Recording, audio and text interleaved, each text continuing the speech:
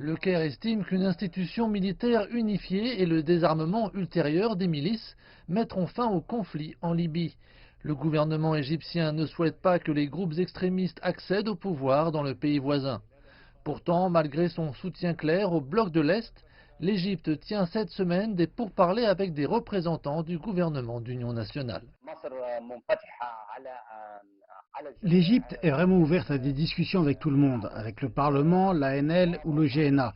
La Turquie et le GNA se rendent compte qu'il n'y a pas de solution militaire au conflit libyen. L'intérêt économique de la Turquie avec le GNA prime.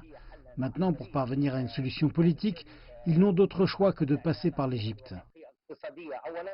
En août, le président égyptien Abdel Fattah al-Sisi a mené une intervention militaire en Libye si les forces soutenues par la Turquie avançaient au-delà des villes stratégiques de Sirte et d'Al-Joufra. Depuis lors, les combats ont majoritairement cessé. Le Caire essaie maintenant de faire avancer une feuille de route politique initiée par le Parlement libyen basé à l'Est. L'Égypte a été de plus en plus influente en Libye en tant que partenaire régional et arabe.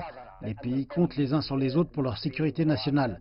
La visite du GNA au Caire consiste à trouver les solutions possibles, le cas échéant.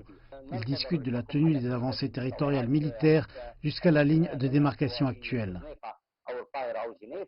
L'Égypte n'est cependant pas le seul pays à avoir eu des pourparlers cette semaine.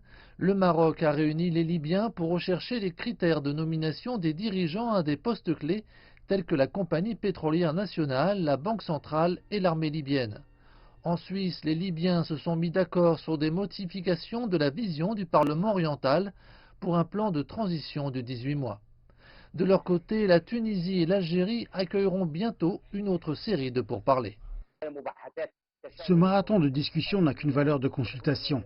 Il ne s'agit pas des négociations contraignantes, mais du résultat de la pression internationale et non d'un mouvement libyen.